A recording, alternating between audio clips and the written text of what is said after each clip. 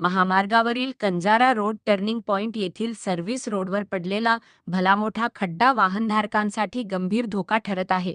पावसाचे पाणी साचल्यामुळे खड्डा दिसत नसल्याने आज सकाळपासून अनेक दुचाकीस्वार घसरून पडल्याच्या घटना घडल्या असून अनेक वाहनांचे नुकसान झाले आहे.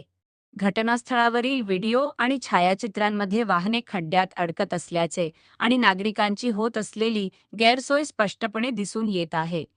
नागरिकांच्या म्हणण्यानुसार या धोकादायक परिस्थितीची माहिती संबंधित यंत्रणांना असूनही अद्याप प्रभावी उपाययोजना करण्यात आलेली नाही.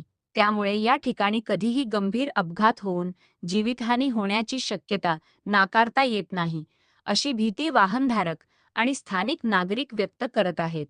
रुग्णवाहिका, शालेय वाहने आणि इतर अत्यावश्यक सेवांनाही या मार्गावरून जाताना मोठ्या अडचणींचा सामना करावा लागत आहे. जीवितहानी झाल्यानंतरच प्रशासन जागे होणार का?